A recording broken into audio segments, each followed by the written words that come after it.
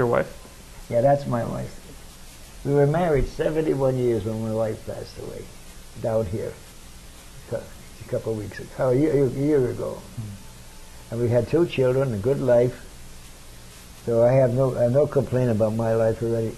And the Army is just like I said, outside of telling me when to eat and when to go to bed, it wasn't too bad.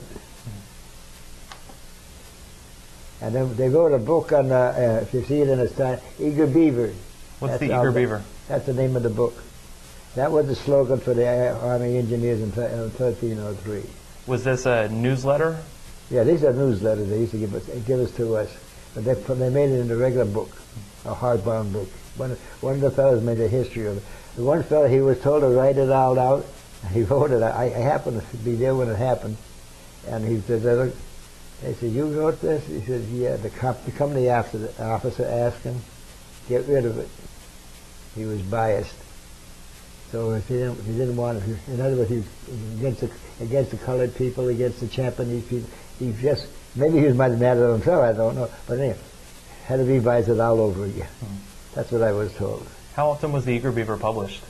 How often was the Eager Beaver published? I don't know. I got one issue of it, and I gave it to my son-in-law because he was in another outfit, and he read that.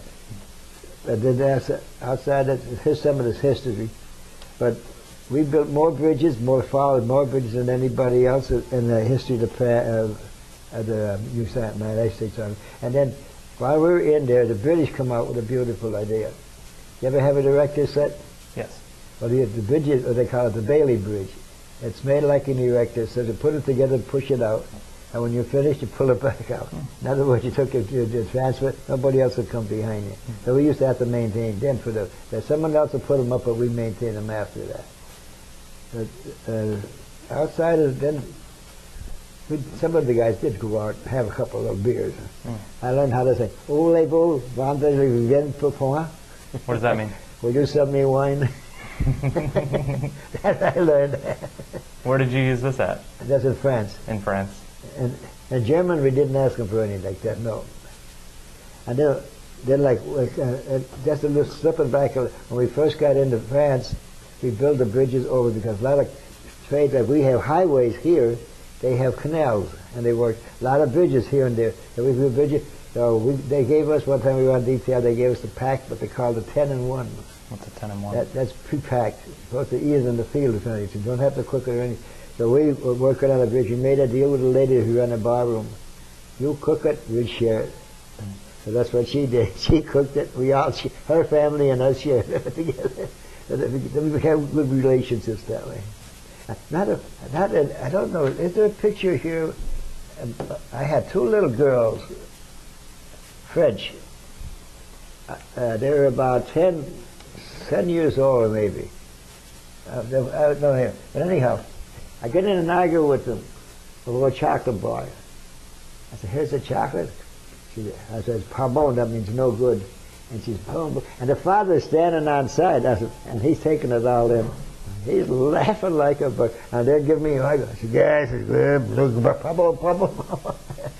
When I get home, I was surprised I got a picture from them. They sent me a picture of the 2 little girls, and the father, I guess he got a kick out of it, but because that's what they used. They used the chocolate for barter. That and cigarettes. Like currency? Yeah. You could swap them for that. Were they traded for each other or for other goods like socks? Like we used to swap the chocolate for ice cream. I mean, for a bottle of wine or something like that. French wine was pretty good. That's where we learned how to drink cognac. And I stopped it when I come back home. You know why? Cost too much. I'm not going to pack a cigarette to get a bottle of booze, right?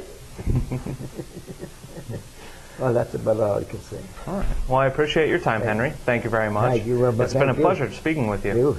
Good. I was there looking at you guys. I said, good for you. Good for you. And she's pretty. She's going to have to get me to make you a cake.